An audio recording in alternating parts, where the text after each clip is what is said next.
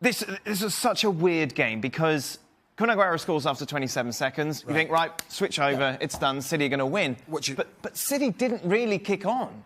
Well, they had that goal ruled out when Aguero scored and De Bruyne had taken it too quickly. We were talking about it. It's a law that it just frustrates the hell out of me as a player because I think every player's looking to get the ball down and have quick thinking. Within the laws of the game, the referee's probably right. But I did expect, particularly because it's Newcastle and Rafa Benitez, they've moaned and groaned, and rightly so, about the lack of investment in that football club. And so they're not a great side, and so you expected City just to absolutely marmalise them, particularly with the goal after 30 seconds. But it just never looked like it was going to happen. De Bruyne doesn't look as if he's at full fitness yet. He's had his injury problems. The pairing of Laporte and Stones has been pretty good for most of the season. When they've played together, it looked a little bit rocky, particularly when Rondon was physical with them. And you leave one of your best players on the bench, and Bernardo Silva, you still expect to win, but it just didn't happen for Man City tonight. Second half, again, wasn't it, from City, where you expected a response as we did against Palace, as we did against Chelsea. How many chances did they create? Hardly any. You know what's more frustrating than anything else, especially if you're a Manchester City fan, is the fact that right around, I would say about the 93rd, 94th minute, they're losing 2-1, and they're knocking the ball around, side to side to side, again and again, side to side. Hold on. It's no more about possession. And now it's desperation. Now there should be something else. There should be an urgency. There should be an energy about this team that wasn't quite there. And it's almost an arrogance about Manchester City, as if, well, we scored after 20 seconds. It's one thing if we think it's over. Yeah. But on the field, you cannot think like that, especially when you haven't really been playing all that well. They beat Huddersfield last week, and it wasn't playing great. So you would think, okay, well, here's an opportunity. We score after 30 seconds. Now let's really establish ourselves in the match. Let's really establish our possession, establish our chances, and allow our playmaking talent out on the field to really display itself. It wasn't anything like that. And losing 2-1, the reaction that you were looking for never really came. They weren't really creating all that many opportunities. That's what really concerns me if I'm a City fan. Because as much as we can talk about Liverpool and what's going to happen there, can you imagine City now winning every match between now and the end of the season? No, not on the evidence of what we saw today. Well, the biggest concerning thing to me is they seem to stop going from that little diagonal ball. You know, not the one that switches the field completely, but when a defensive line is drawn at the top of the box, is that little ball diagonal to the mid-back post where people just run in, whether it's Sané making that run in, whether it's Sterling making that run in, with De Bruyne playing that ball or Silva playing that ball.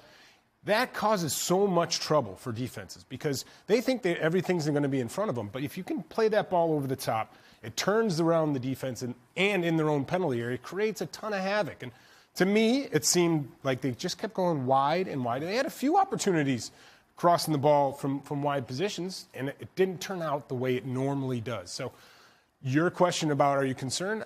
I'm concerned that they've gone away from something that makes them pretty special because it is a difficult ball to play. And it just makes it a little bit easier to defend as a group in a pack, as we saw today. You can score the beautiful goals all you like. And they do, like a lot of teams. They score some great goals, City. And at times they're trying to walk it in and, you know, they should be taking strikes. But these little 1-2s quite often pay off. But you know what, and we talked about it during the game, do you know what really annoyed me was Leroy Sané in the first half when there was a great ball clipped into and it was about 2 or 3 yards out, and the goalkeeper was beaten. He was taken out of the game.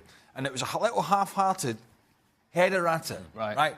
They're in a position now, they need players, you know, these two guys played up front, get in there, broken nose, cut in the face, doesn't matter. Because I tell you what, they're trailing Liverpool, it might be 7 points by this tomorrow, and their next 3 league games, Arsenal, Everton, Chelsea. Yeah. They're now in the mire, and what they need is not always pretty football, but somebody who's prepared to say, I'm going to take a knock, like the guys have probably done in the striker position. I'm going to take a knock from my team. If it means a boot in the face and we'll get 2-0 up, that's what I'm going to do. And what I saw from Leroy Sané, just in this one occasion, was somebody who was half-hearted, going for what was almost an automatic goal, and that kind of summed it up for me with City. It was a little bit half-hearted all over. It's that big question about Manchester City that pops up every so often is, can they win ugly? Right.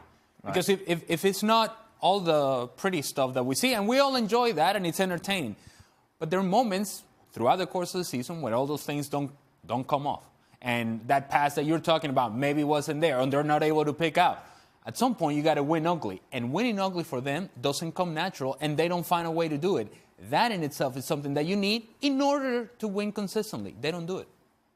The odds. You're going to put a lot of pressure on it. I mean, if Liverpool do start to increase that lead, and it looks as if they will, but you never know. I mean, Klopp will probably try to play it down.